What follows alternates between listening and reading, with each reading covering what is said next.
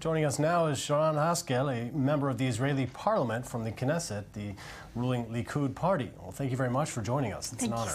Thank you for inviting me. First of all, let's talk about your position and things that you've been working on here. I know that you favor decriminalization of cannabis now. If you can tell us about the progress that you're making, how is that initiative going? Okay, so today in Israel, if someone is being caught with self-use of cannabis, you get by law a criminal record. Which affect your whole life later on as well. You might be arrested, you might be put in jails. From a research we've done in 2009, 2010, there were a few hundred of people, almost 500 people who were put in jail for up to a year for the offense of, for the crime of self-use of cannabis.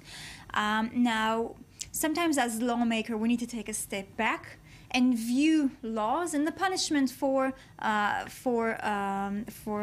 passing the law. And when we look on people who use cannabis, they don't trade it, you know, they don't push it, they use it for their own self-use. I don't think it's just to put them in jail, to open them a criminal record who's going to stain their future. They won't be able to be working as lawyers or doctors or any public job that needs to have a clean record. And so I think it's about time we change it. Now, let's looking at the U.S. and some of the progress that's been made there with recent states actually legalizing the drug now. Is there a correlation between what's happening in the United States and in Israel? Is there some connection, do you believe, in terms of the progress being made here in Israel? I think it's affecting, everywhere it's affecting. It's not just the States. We've got Australia, we've got Europe, you know, Portugal, Holland, and more countries are joining it, Uruguay. And I think it's people understand the shift and the change. The times are changing, and we understand that even if you have a drug and alcohol abuse problem and you're addicted to those substances, the fact that you are being put behind bars doesn't turn you into a functioning member of society. On the contrary, it pushes you further down and further oppress you. It's about time that we invest all this money in enforcing this law, which here in Israel we almost spend about 600 million shekels a year just for the enforcements, for the legal system, for jails, and put that into education, into awareness, into good facilities for rehabilitations. And I think the times are changing, and this is what's shifting through every country. What kind of obstacles are you truly facing here? Is it perhaps some of the older generation that's standing in your way, or is it not like that here in Israel in terms of age stigma? It's not necessarily about the age, it's about your perspective, and most of it comes from misinformation. So we've got new research, we understand the substance better today.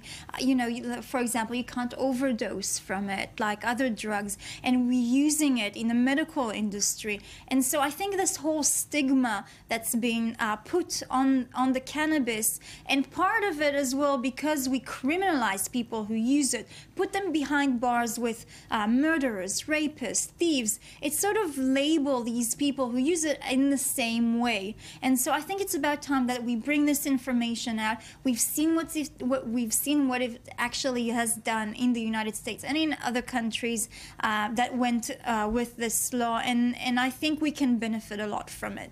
Well, you mentioned the medicinal industry as well, and we saw on this report here how it's helping many patients now. Is Israel one of the most progressive countries in the world when it comes to medicinal cannabis? Yes, absolutely, including research and the way that we use different diseases for it. And so I think we can be a leading force in the medical cannabis as well. We are working now on a reform.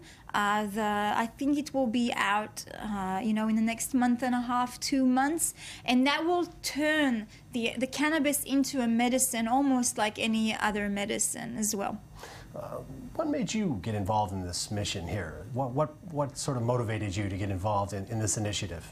So I didn't really think I'll be so involved in this whole process. But, you know, as member of parliament, we get a lot of people contacting us about their problems. And I had an enormous amount of people contacting me that have diseases, that had problem with getting prescriptions, you know, parents who wouldn't, you know, who their children having seizures, a few seizures every day, they can't function in their life. And slowly I started learning about it and assisting them with the bureaucratic process about it. After learning a lot about it, I created the Medical Cannabis Caucus in the Knesset. And we've been working with the Ministry of Health on the new reform. And I think it will be an amazing step as well for the whole medical cannabis industry. But what I found as well was that many of these people who are behind the desk are very uninformed about the medical cannabis as well. They have a stigma about it, which is exactly that cannabis is linked to criminals, and so patients are linked to criminal activities. And many of these, you know, those stigmas, this is some of the reason why people don't go to get sometimes it's the only treatment that they can get, and sometimes this is the barrier, the bureaucratic barrier for them to actually get their medicine. And so I think it's about time that we change this stigma. We need to decriminalize it and make sure that the stigma doesn't stay on the patients as well. Well, in terms of your work now, what's next? I mean, do you think we'll see decriminalization while you're in the parliament? Yes, I do believe so. I've been working very hard. It's not easy. People who come with years and years of certain way of thinking, and you sit down and you show them the research and you go through the numbers with them and you explain them. And I think it's a long process, but it's starting to sink in. And I do believe the law is already on the table, and we've been working with the correct offices in order to pass it as well, and I hope that we'll be able to pass it soon. Well, I hope so as well, and wish you luck in the endeavor. Sharren Haskel. Thank you very much. Ruling Likud party of the Knesset, the Israeli parliament. Again, thank you very much. Thank you.